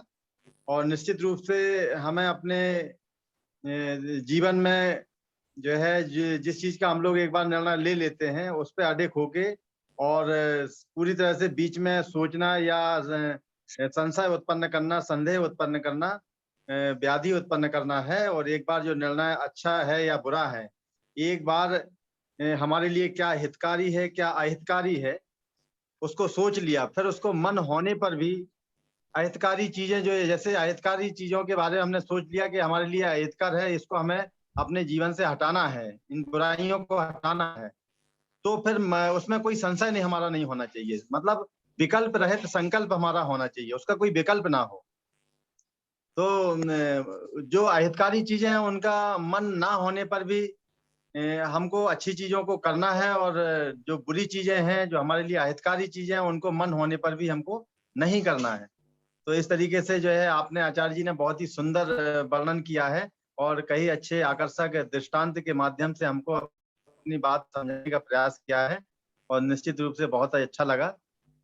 और मैं जो है सभी लोगों का आभार व्यक्त करता हूँ, धन्यवाद देता हूँ कि मुझे ये मौका मिला। और हमारे जो बहुत ही सक्रिय शिक्षक साथी हैं लखनलाल जी, उनके माध्यम से हमको समय समय पर ऐसे सुंदर व्याख्यान करने का मौका मिलता है। तो मैं इतना ही कहना चाहता हूँ कि क्या मेरी आवाज क्लियर आ रही है, सुन पा रहे हैं सभी? आवाज आ रही है जी, आपकी जी। आवाज आ रही है। जी, बहुत बहुत कि आभार। योग मतलब सिर्फ हाथ पैरों को हिलाना डुलाना या कसरत व्यायाम करने तक सीमित नहीं है। योग के माध्यम से हम अपने जीवन को समृद्ध, सुंदर, स्वस्थ और निरोगी बना सकते हैं और इसके साथ साथ अपने जीवन के जो हमारा उद्देश्य है उसको पूरा कर सकते हैं। कुछ लोग जो है योग को सीमित कर देते हैं और खाली हाथ पैरों के व्यायाम तक उसको सीमित मान लेते हैं, जो एक बड़ी भूल है। योग अपने आप में एक ऐसी प्राचीन अद्भुत परंपरा है जो प्रमाणिक है, वैज्ञानिक है और पूरी तरह से जो है हम लोगों को जीवन में आगे बढ़ाने वाली है। तो हमें योग के मार्ग पर चलना चाहिए। योग का सबसे पहला नियम है कि हमको अपनी दिनचर्या को व्यवस्थित करना है। जैसे अगले दिन सुबह को हम व्यवस्थित करना चाहते हैं तो रात से ही उसकी तैयारी होना शुरू हो जाना चाहिए कि हमको जब सम्यक आहार सम्यक समय पर लेंगे, सम्यक निद्रा लेंगे, तभी आप सुबह व्यायाम, एक्सरसाइज और योग कर पाएंगे। तो इसके माध्यम से जो है ये बहुत बहुत आभार। लखनलाल जी के माध्यम से बात रखने का मौका मिल रहा है। आप और आप थोड़ी आवाज कुछ डिस्टर्ब हो रही है, मैं स्पष्ट सुन नहीं पा रहा हूँ। अच्छा चलिए। मनोज कुमार तिवारी जी, मेरी आवाज आ रही है आपको? जी आ रही सर, आ रही। आइए मनोज कुमार तिवारी जी, टाटा भैया, प्रधानाचार्य फाटक तालबेट, आइए। जी सभी को नमस्ते। तो बन गया आपका? मैं सर्वप्रथम आभार व्यक्त करता हूं लखनलाल जी का कि इतना अच्छा कार्यक्रम जो है हम सबको देते हैं, लेकिन समय अभाव के कारण हमें समय नहीं दे पा रहा हूं। इसके लिए मैं क्षमा प्रार्थी हूं। मेरा कोई ना कोई कार्यक्रम लग जाता है, लेकिन लखनलाल जी जो चाहते हैं दिल से, वो मैं पूरा प्रयास करता हूं, क्योंकि मैं हॉस्टल चलाता हूं और हॉस्टल की दिनचर्या जो है लखनलाल जी के विचारों से मिलती जुलती है। प्रतिदिन सुबह जो है योग से शुरू करता हूं और योग 45 मिनट का, उसमें विभिन्न प्रकार के श्लोक हैं, गायत्री मंत्र है, अन्य चीजें हैं। और जैसा अभी भाई साहब ने बताया कि खाली हाथ पैर हिलाना नहीं है, तो उसमें सम्यक विचार होता है। हर बिंदुओं को छूने का प्रयास हम लोग करते हैं और शाम को फिर आधे घंटे साधना के लिए हम सब एकत्रित होते हैं। गुरुकुल परंपरा जैसा ही मैं हॉस्टल चलाने की कोशिश करता हूं और मैं लखनलाल जी से कहूंगा कभी वो आए और हमारे बच्चों से जो है संवाद करें। बाकी जितना आप कर रहे हैं ये बहुत ही उपलब्धि है इस ललितपुर जनपद के लिए, और मैं तो धन्यवाद दूंगा। और हम सबसे, आप सबसे आग्रह करेंगे कि हम सब थोड़ा थोड़ा समय लखनलाल जी के उसमें सहयोग करें, जिससे जो है आर्य समाज थोड़ा जो है ललितपुर जनपद में बिल्कुल सुप्त अवस्था में हो गया था। तो जब से लखनलाल जी आए हैं तब से जो है मैं देख रहा हूँ चारों तरफ ललितपुर का प्रत्येक कोना जो है जगमग हो चुका है। कहीं से आप कहेंगे तो पता चलेगा कि मड़ावरा से भी लोग जुड़े हैं और उधर बिरदा से भी लोग जुड़े हैं। हर क्षेत्र में आपने जो है एक पहचान दी है। इस पहचान को हम सब कायम रखें। धन्यवाद। बहुत बहुत आभार। देखिए हमारे मनोज कुमार तिवारी जी, टाटा भैया, जो तालबेट जिला वासी सरकारी के प्रधानाचार्य हैं और बहुत ही अच्छे वैदिक धर्म के प्रचारक हैं। मतलब समय समय पर आपका इसलिए प्रेम आशीर्वाद मिलता रहता है। अवध बिहारी तिवारी जो केंद्रीय शिक्षक है हमारे, अवध बिहारी तिवारी केंद्रीय शिक्षक, doctor Suresh Pandey ji, doctor Suresh Pandey ji, Awadh Bihari Tiwari ji, Awadh Bihari Tiwari ji, doctor Suresh Pandey ji, Ram Dubey ji, Ram ji. जी भैया जी नमस्कार। आइए, कल आपने संकल्प किया था कि हम किसी भी कार्यक्रम। जी जी जी सुरेश पांडे जी वीडियो खोल लीजिए अपना। 1 मिनट का समय राम जी बोलिए। जी भाई साहब, सभी उपस्थित सज्जनों को सादर प्रणाम। आज थोड़ा विलंब से जुड़ पाए, मगर उस समय जब जुड़े तो आचार्य जी का बहुत ही प्रभावी व्याख्यान चल रहा था और इतना प्रभावी था कि मैं उसको मंत्र मुग्ध होकर सुन रहा था और ऐसे लग रहा था कि ये व्याख्यान ही लगातार चलता रहे, आज किसी और को मौका ही ना दिया जाए बोलने का, केवल आचार्य जी को ही सुनने का मौका मिला जाए। मगर व्यवस्थाओं में कुछ नियम होते हैं और उन नियमों का पालन आपने किया। हम चाहेंगे कि अगर आचार्य जी के कार्यक्रम अग्रिम दिवसों में लगाए जाएं तो ये बहुत अच्छा होगा हम सभी के लिए। और आपसे ये अनुरोध है कि आप भी कोशिश कीजिएगा कि आचार्य जी एक बार फिर से प्रमुख वक्ता के रूप में इस कार्यक्रम में सम्मिलित हों। आचार्य जी, और बाकी जो मैंने कल आचार्य अंकित प्रभाकर जी जो है कंटिन्यू बने रहेंगे, आप उसकी चिंता ना करें। आप केवल समय निकालते रहे, वो तो उन्होंने तो जीवन ही भारती दयानंद जी को समर्पित कर दिया है जी। नहीं, बहुत अच्छा, इतना प्रभावी जिस तरह से उन्होंने गीता के ऊपर बोला, भगवान कृष्ण के जीवन से जो उन्होंने प्रसंग लेकर के और आधुनिक जीवन शैली में लोगों को उनसे सीख लेने के लिए प्रेरित किया है। निश्चित तौर पे आज के जीवन में वो सारी चीजें उतनी ही प्रभावी हैं जितनी उस समय हुआ करती थी। हमारे आराध्य देव हैं, वैसे ही किसी को स्वीकार्यता नहीं मिल जाती समाज में, और वो तो युगों युगों से स्वीकार्यता प्राप्त व्यक्तित्व हुए हैं भगवान श्री कृष्ण। और उनके जीवन से जिन्होंने अपना आदर्श सीखा है, उस पर चलने का कोशिश की है, वो सभी अपने जीवन में सफल रहे हैं। डॉक्टर सुरेश तो हम सभी को जी धन्यवाद भाई साहब। डॉक्टर सुरेश चंद्र पांडे जी, परिचय दे दीजिए सभी को, कहाँ से हैं आप? हाँ सर, प्रणाम। परिचय दे दीजिए, कहाँ से हैं? हम ललितपुर से हैं, मुख्य पशु चिकित्सा अधिकारी के पद पर कार्यरत हैं। आचार्य जी का प्रवचन सुना हमने, बहुत पसंद आया हमको। आज पहली बार आप लोगों के सानिध्य में आए हैं। अच्छा जी, अच्छा। और इसका टाइमिंग और बढ़ना चाहिए वैसे। चलिए, कोई प्रश्न अगर आपके मन में हो तो आप ललितपुर में किस डिपार्टमेंट में? नहीं, पशुपालन विभाग के मुखिया हैं, मुख्य पशु चिकित्सा अधिकारी। स्वागत है। निश्चित रूप से आपके नेतृत्व में हमारे ललितपुर जनपद का जो पशुधन है वो उत्तम और निरोगी रहेगा, ऐसी कामना डॉक्टर सुरेश चंद्र पांडे जी से हम करते हैं। और आप चिंता न करें, इसका समय बढ़ेगा, समय बढ़ता रहेगा। इसी प्रकार से आप जुड़े रहिए पांडे जी, है ना।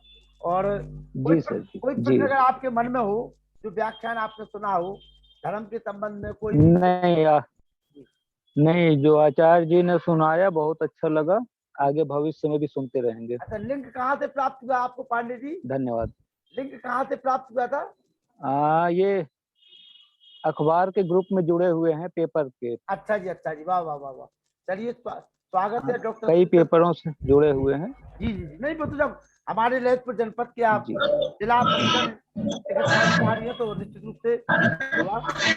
और डॉक्टर सम्मानित सुखवीर शास्त्री जी मुंबई धर्माचार्य है हमारे बीच में, 1 मिनट का समय, आइए।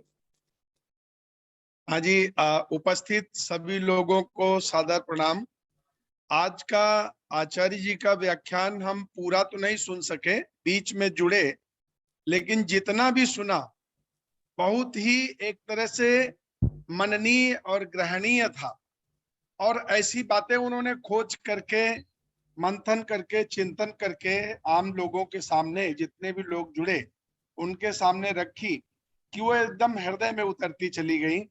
दुर्भाग्य इस बात का है कि भगवान श्री कृष्ण ने युद्ध के क्षेत्र में गीता का उपदेश दिया था, लेकिन गीता की शिक्षाएं हम लोग ना अपना करके भागवत की कथाएं होने लगी, भागवत की उपदेश होने लगे, जिससे आम समाज बिगाड़ आया।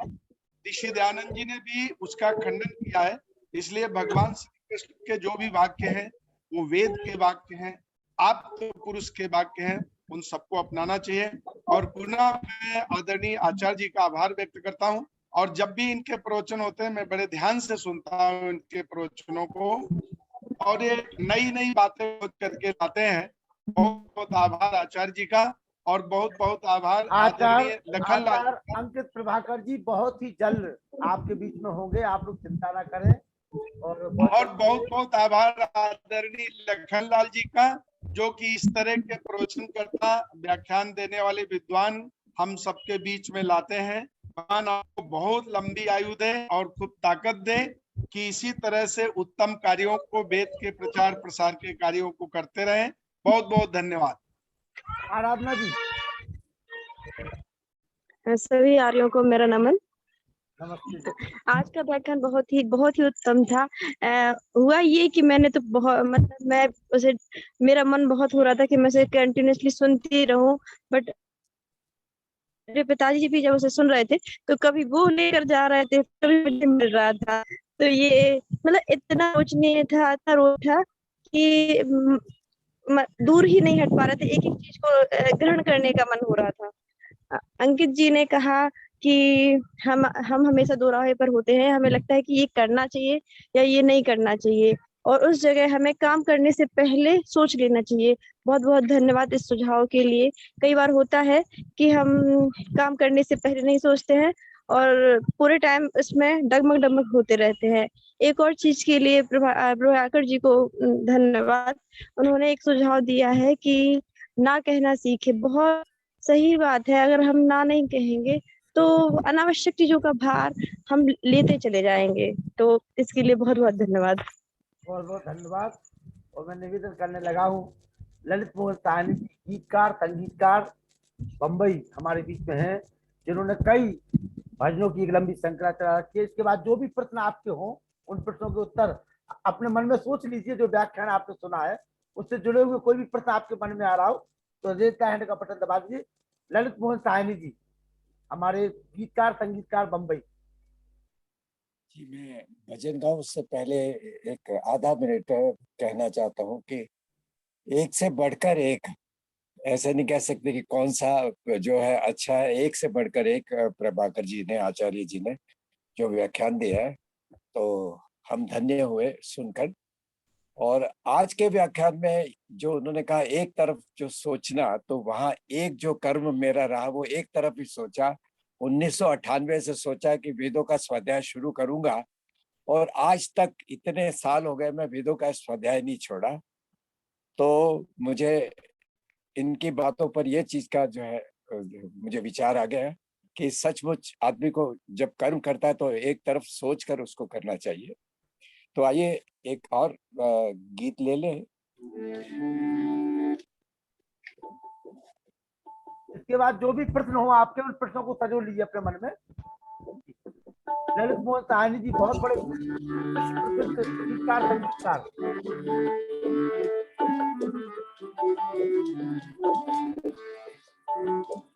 तेरा प्रेम चिंतन प्रभु जी अच्छा लगता है, तेरा प्रेम और चिंतन प्रभु जी अच्छा लगता है।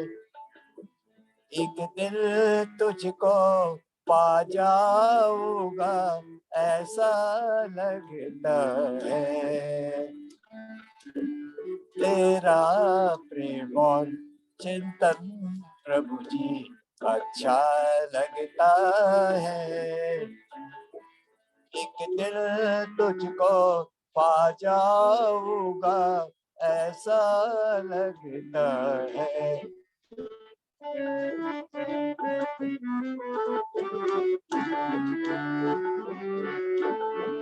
संगी साथी जब तक तू प्रभु जीवन है अनमोल, संगी साथी जब तक तू प्रभु जीवन है अनमोल।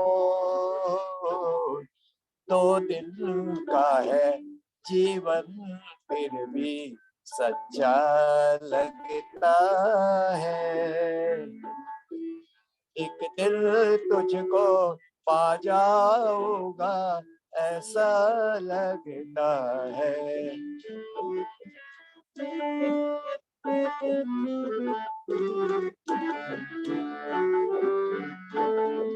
वाणी में दो प्रेम अनूठा हर ले सबका मन, वाणी में दो प्रेम अनूठा हर ले सबका मन, ऐसे बोलो में ना पैसा मेला लगता है। एक दिन तुझको पा जाऊंगा ऐसा लगता है।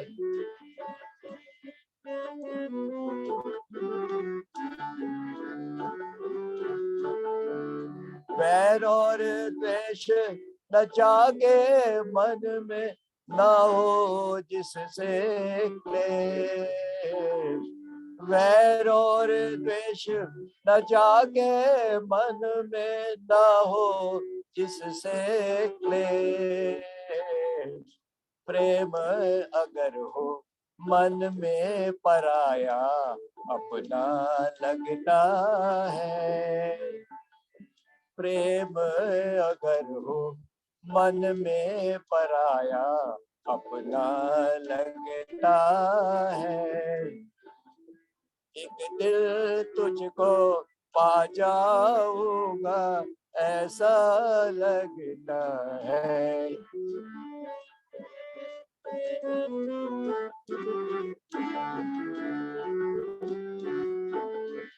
त्याग दया उपकार हिंसा सत्कर्मों का खेल। त्याग दया उपकार हिंसा सत्कर्मों का खेल। योगी मुनि और संतों ने खेला लगता है।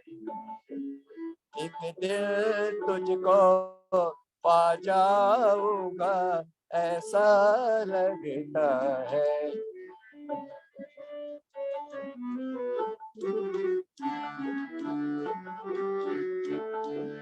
तेरे नियमों का पालन ही मेरा जीवन ध्येय। तेरे नियमों का पालन ही मेरा जीवन ध्येय। मुझको राह सुझाने में क्या तेरा लगता है। एक दिन तुझको पा जाऊंगा ऐसा लगता है।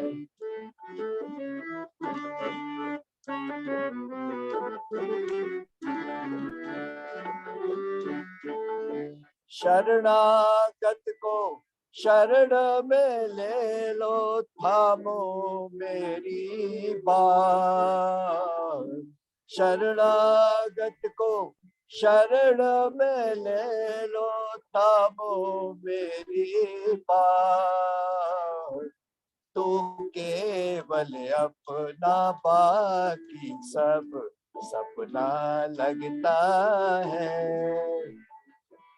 एक दिल तुझको पा जाऊंगा ऐसा लगता है। तेरा प्रेम और चिंतन प्रभु जी अच्छा लगता है। एक दिल तुझको पा जाऊंगा ऐसा लगता है। बहुत बहुत आभार ललित मोहन साहनी जी, बहुत बहुत स्वागत है धन्यवाद। आपका अभिनंदन। सबका धन्यवाद जी। सब मानप्रस्थी जी सभी का आभार व्यक्त कर दीजिए। और रह गए हैं कल हमारे बीच में एक ऐसी महान विभूति वेदों के गूढ़ अर्थों को हमारे बीच में सदैव से रखा और रखते चले आ रहे हैं, जिनका नाम ही विष्णुमित्र वेदार्थी है। वेदार्थी मतलब जिन्होंने वेदों के अर्थ किए हुए हैं। तो 3 दिन तक वो हमारे बीच में रहेंगे नए नए विषयों के साथ में, आप उनको सुनेंगे। मुनि पुरुषोत्तम वानप्रस्थी जी आइए। ओम ओम।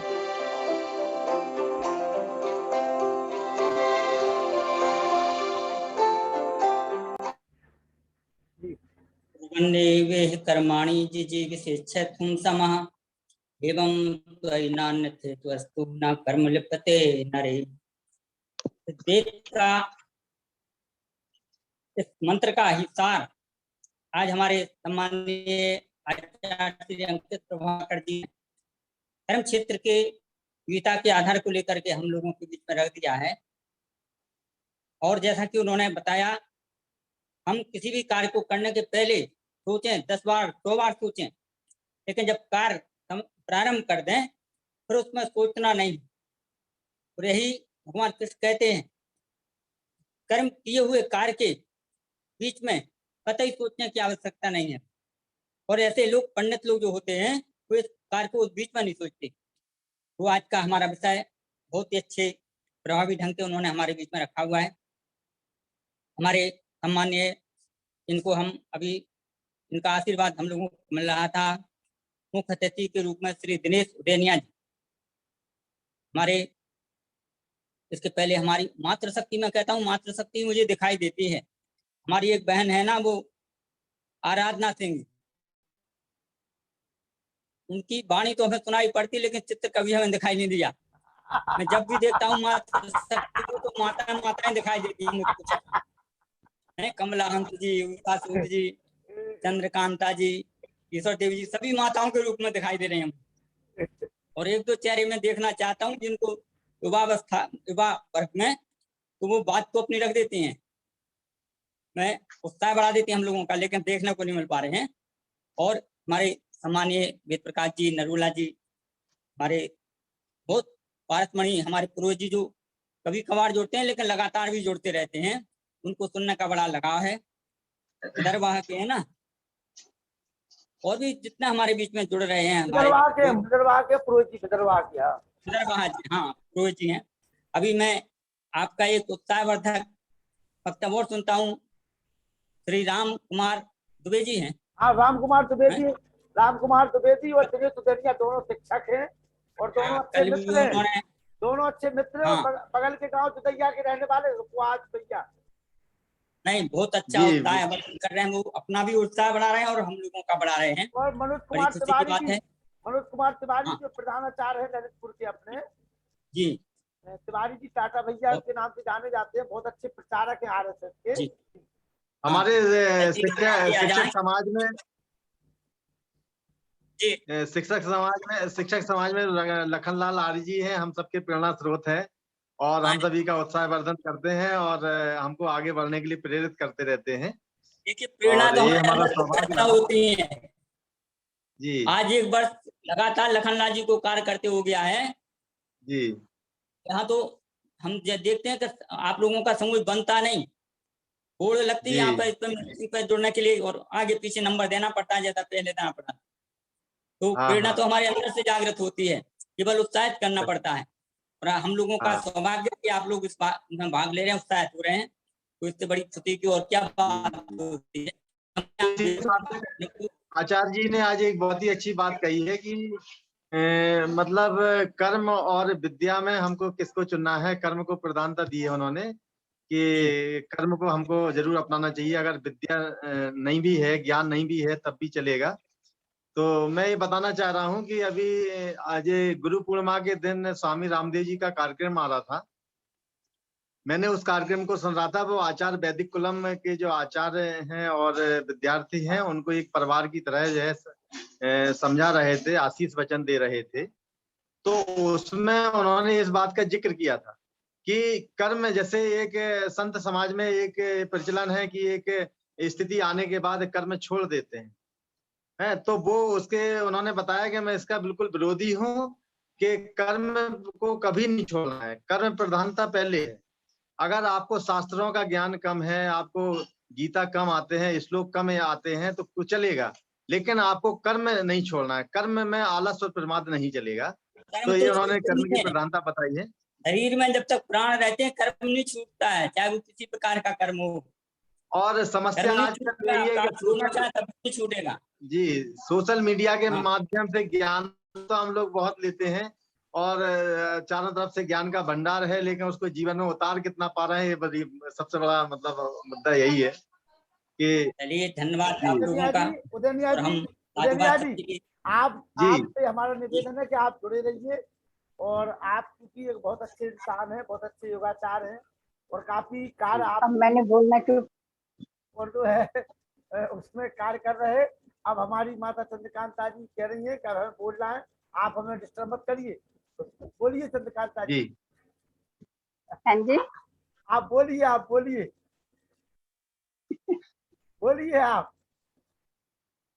आदरणीय अंकित प्रभाकर जी, आचार्य अंकित प्रभाकर जी तथा सदैव मुनि जी, प्रिय वीर लखनलाल जी और मेरे भाई अनिल जी, जितने भी पहले वक्ता बोल चुके हैं उन सब का आधार और विशेषकर पांडे जी का जो संकल्प करता है, हमें उन पर बड़ी आशाएं हैं। और मुनि जी बोल रहे थे कि आराधना बेटा सामने नहीं आती हैं, आराधना बेटा सामने आया करो और नवयुवक नवयुवतियां आगे आएंगी तो बाकियों के आप प्रेरणा स्रोत बनेंगी और आपको देखकर सब मिलेंगे, आगे आएंगे।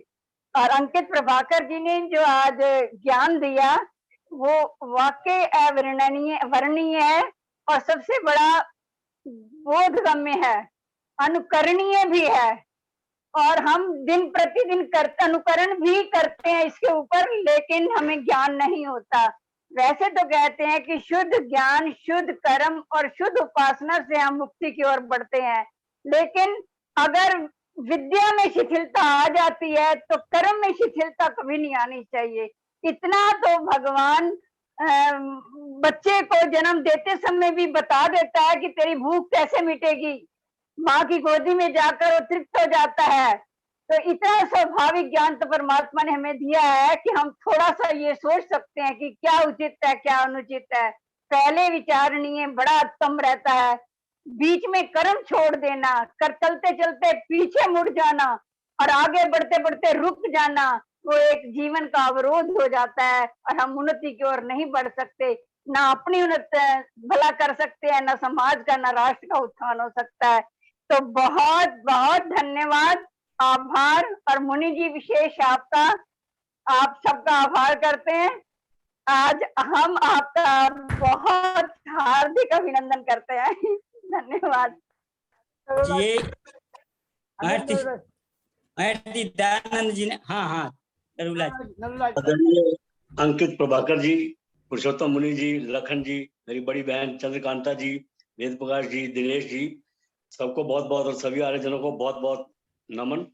आज का अंकित जी का प्रवचन जैसा कि हमेशा ही होता है, बहुत ही सुंदर होता है। मुझे तो लगता है कि अंकित जी का जैसा नाम है अंकित, वैसे ही इनका प्रवचन जो है मस्तिष्क में अंकित हो जाता है बिल्कुल। और ये कर्म के ऊपर जो इन्होंने बोला है वाकई बिल्कुल अनुकरणीय है। कहा भी जाता है कि उद्यमेन ही सिद्ध्यन्ति कार्याणि न मनोरथे, काम करने से ही काम होता है, खाली सोचने से कोई काम नहीं होता। ये भी कहा गया है कि काम जरूर करना चाहिए, उसमें ये ना सोचे कि शायद मैं उसमें फेल ही हो जाऊं, बल्कि ये कहा जाता है कि failure is not when you fall, failure is when you do not rise. मतलब फेलियर तब नहीं है, असफलता तब नहीं है जब आप गिर जाते हैं, असफलता तब है जब वो गिर के आप उठते नहीं है। तो इसलिए इन बातों को बिल्कुल मन में अंकित कर लिया गया है और वाकई बहुत ही प्रेरणादायक और स्फूर्तिदायक रहता है। और इनकी तो आदमी को वैसे ही जोश और उत्साह आ जाता है कि भाई आज से मैं ये कर दूंगा, वो कर दूंगा, ऐसे ही चलता है। तो अंकित जी को बहुत बहुत धन्यवाद और आशा है आगे सुनने का मौका मिलता रहेगा। बहुत बहुत ये कह रहा था, दो संस्मरण याद आ रहा है मुझे। एक तो महर्षि दयानंद जी का, इन्होंने भगवान श्री कृष्ण को आप तो पुरुष कहा हुआ है, उन्होंने कहा है कि महाभारत का यथार्थ श्री कृष्ण जी के गुण कर्म और स्वभाव आप पुरुषों के सदस्य हैं।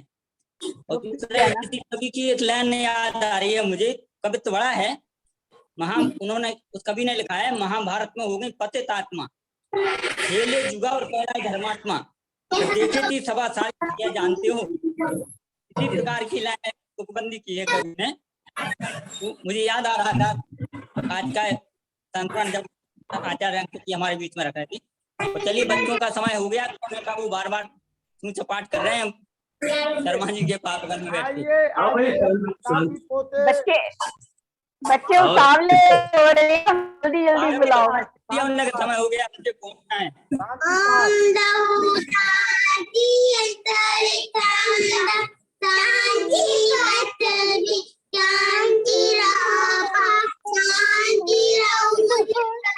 शांति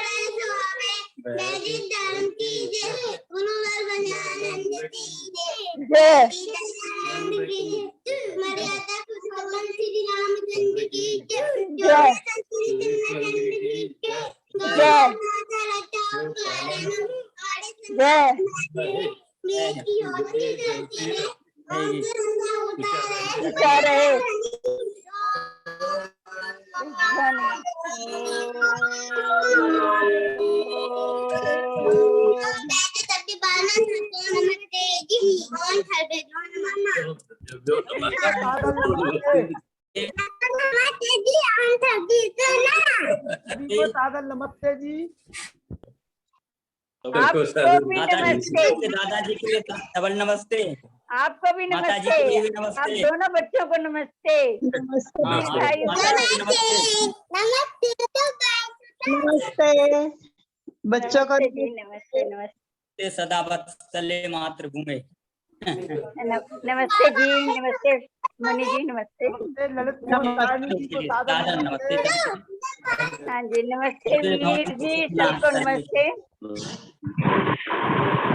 नमस्ते जी। नमस्ते जी। युद्धवीर जी नमस्ते। युद्धवीर जी नमस्ते। नमस्ते जी। नमस्ते जी। नमस्ते जोहार सिंह जी। जोहार सिंह जी नमस्ते। लखनलाल, सूर्यांशी, मंजूला जी। और कुछ लोगों को अपने बड़े लोगों की बात माननी चाहिए और वीडियो खोल करके सामने आना चाहिए। चंद्रकांता जी, माता जी और मुनि जी जब कह रहे हैं तो आना चाहिए सामने। कल सभी आएंगे। आज आपने चेहरे रहते ना जी, आज अनुरोध किया है, कल सभी आएंगे आपके सामने। हम आपको नंबर दे देंगे चंद्रकांता जी, आप फोन पे चंद्रकांता जी हम नंबर दे देंगे, आप फोन पे बात कर, मैं नंबर दूंगा, आप फोन पे बात कर लेना, ठीक है? हाँ मेरे पास नंबर भेज देना, मैं फोन पे हाँ नंबर भेज देना, मैं बात कर लूंगी। ठीक है जी, ठीक है जी, ठीक है। आप ही आगे ला सकती हो सबको। ठीक है, धन्यवाद। नमस्ते जी, शुभ रात्रि, कल मिलते हैं। ठीक, आप मुझे आएंगे जी, सभी आएंगे जी। नमस्ते जी। हाँ जी नमस्ते जी। नमस्ते।